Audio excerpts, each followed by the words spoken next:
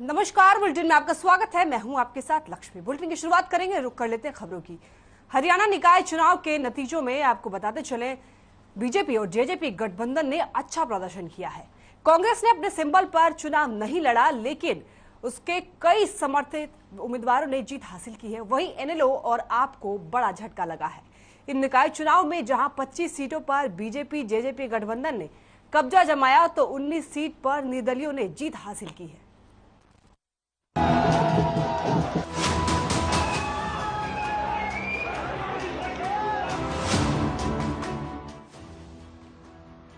हरियाणा निकाय चुनाव में बीजेपी की बल्ले बल्ले हो गई।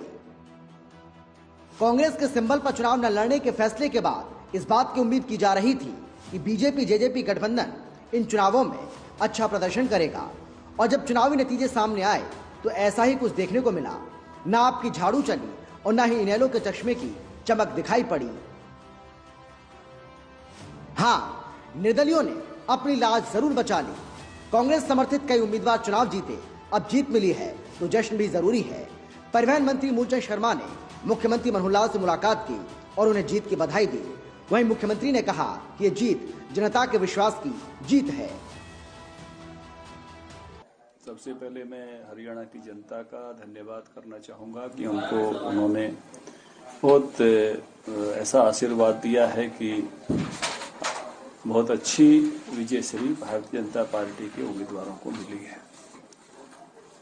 मैं चुनाव में एक वाक्य कह रहा था कि आशीर्वाद ऐसा देना बाबे दी फुल कृपा, ऐसे ही आशीर्वाद हमको मिला है कि अभी तक हम पंचायत चुनाव में सिंबल पर गए नहीं है कभी भी, और जब चुनाव आएगा तो उस समय विचार करेंगे, क्योंकि अभी तक भारतीय जनता पार्टी ने कभी पंचायत चुनाव सिंबल पर नहीं लड़े। अभी 3 चुनाव आगामी आ रहे हैं नगर निगम के, फरीदाबाद, गुड़गांव और मानेसर। वो जरूर सिंबल पर हम पहले जाते रहे और जाएंगे। हालांकि बेशक बीजेपी ने निकाय चुनाव में जीत दर्ज की है, लेकिन कई जगह ऐसी रही जहां पार्टी को बड़ा झटका लगा। सीएम सिटी करनाल में बीजेपी सिर्फ 1 सीट जीत पाई।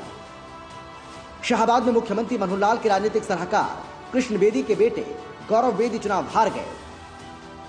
बावल में निर्दलीय प्रत्याशी ने जीत दर्ज की। रानिया से निर्दलीय ने जीत हासिल की, लेकिन सच ये भी है कि बीजेपी ने कहीं कुछ खोया तो पाया भी। बीजेपी ने फिरोजपुर झिरका पुनहना में जीत दर्ज की, तो नूह में जेजेपी ने बाजी मारी।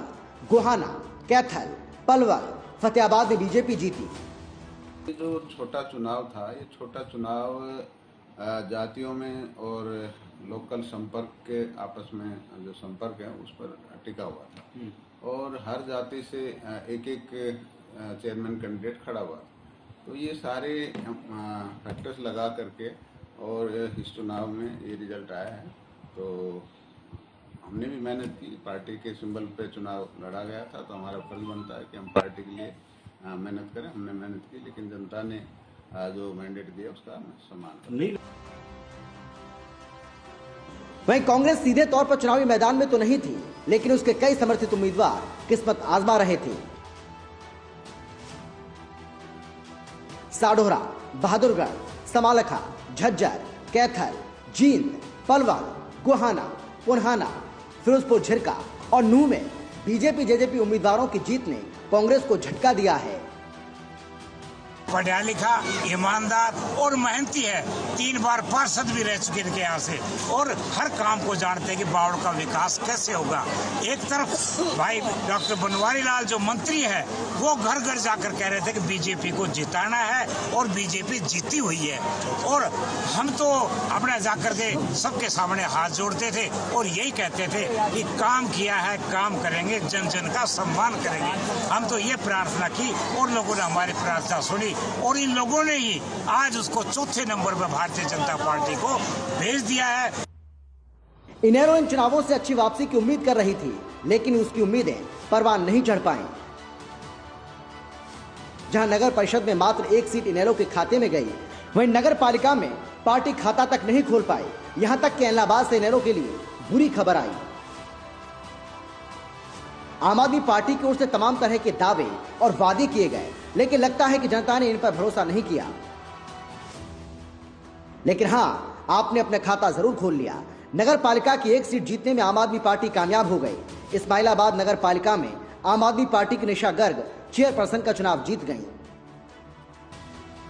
कुल मिलाकर 25 सीटों पर बीजेपी जेजेपी गठबंधन ने कब्जा जमाया तो 19 सीट पर निर्दलियों ने जीत हासिल की। वहीं एक एक सीट पर आप और इनेलो ने जीत दर्ज की। ये चुनावी नतीजे बहुत कुछ कहते हैं।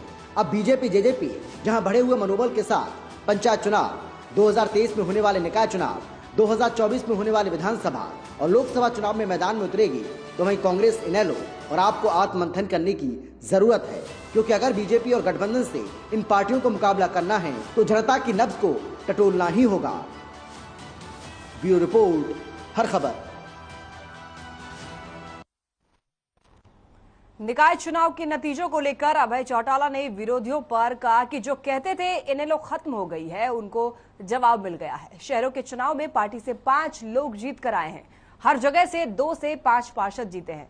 साथ ही उन्होंने कहा है कि हमारा वोट बैंक 15% है, जबकि पिछली बार 1.5% था।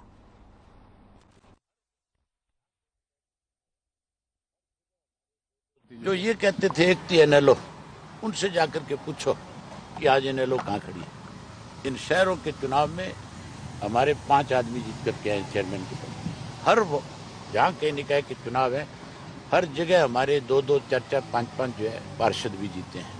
हमारा वोट बैंक 15% पे पहुंचा है शहर के अंदर, जबकि पिछले विधानसभा के चुनाव में 1.5% पे थे हम। अब हम 15% पे हैं और आने वाला विधानसभा का जब चुनाव होगा तो आप मान के चलो हम 15 की बजाय 35% पे आएंगे। इस प्रदेश में इंडियन नेशनल लोकदल पार्टी सरकार बनाएगी। जो लोग सरकार बनाने का दावा करते थे उनकी तो फूंक निकल गई, उनकी दवा निकल गई। कांग्रेसी तो साफ हो गई। हुड्डा तो अपने तीनों जिलों में जहां वर्चस्व दिखाता था, कहता था यहाँ मेरे सिवाय कोई नहीं है। उन तीनों जगह पे कांग्रेस जो है कहीं दिखाई नहीं दे रही, कहीं उनकी जमानत भी नहीं बची। हरियाणा राज्य चुनाव आयुक्त धनपत सिंह ने चुनाव के नतीजों को लेकर प्रेस कॉन्फ्रेंस की और कहा कि नतीजे पूरी तरह से निष्पक्ष और शांतिपूर्ण तरीके से सामने आए हैं। साथ ही उन्होंने कहा कि इतनी बड़ी तादाद में जनता का अपने प्रतिनिधियों के लिए चुनाव करना प्रजातंत्र की बड़ी सफलता है। बड़ा चैलेंज था, जैसे मैंने पहले भी कहा, लेकिन सबके सहयोग से, टीम वर्क से हमने पहले से ही एक किस्म से लामबंदी कर रखी थी। सब हमने प्रयास पहले से कर रखे थे, इसलिए हमें कोई दिक्कत नहीं हुई। और राज्य प्रशासन की तरफ से, मुख्य सचिव की तरफ से तथा डीजीपी की तरफ से हमें पूरा सहयोग रहा। इलेक्शन ऑब्जर्वर्स हमें उचित मात्रा में, उचित संख्या में उपलब्ध कराए गए, पुलिस ऑब्जर्वर भी और जनरल ऑब्जर्वर भी। इसी तरह से एक्साइज एंड टैक्सेशन डिपार्टमेंट की तरफ से हमें 21 जो एक्सपेंडिचर ऑब्जर्वर भी उपलब्ध कराए गए, जिससे सभी उम्मीदवारों पर चेक रखा जा सके उनके खर्चे के ऊपर। तो सबके सहयोग से ये ठीक हो पाया। सब लोग चाहते हैं कि चुनाव न केवल निष्पक्ष रूप से हों, बल्कि निष्पक्ष रूप से हुए दिखने भी चाहिए। और आप सब लोगों ने मेरे साथ देखा है कि कहीं से किसी प्रकार के पक्षपातपूर्ण रवैये की कोई शिकायत नहीं मिली है, न ही कहीं से कोई खबर। खबर चंडीगढ़ से है, जहां हरियाणा के सीएम मनोहर लाल ने अधिकारियों को हरियाणा खेल अकादमी की स्थापना के कार्य में तेजी लाने के निर्देश दिए हैं, जिससे देश भर से आने वाले खिलाड़ियों को यहां बेहतरीन प्रशिक्षण दिया जा सके। वहीं उन्होंने कहा है कि हरियाणा में खेल पुनर्वास केंद्र बनाया जा रहा है, जिससे देश को ये उदाहरण मिले कि हरियाणा न केवल अपने खिलाड़ियों को सर्वश्रेष्ठ खेल सुविधाएं प्रदान करता है, बल्कि चोटिल होने के कठिन दौर में उनका सहयोग भी करता है। वहीं सीएम ने अधिकारियों को पुनर्वास केंद्र के सुचारू संचालन के लिए प्रबंधन को तत्काल आउटसोर्स करने के भी निर्देश दिए हैं। इस मौके पर राज्य मंत्री सरदार संदीप सिंह भी मौजूद रहे।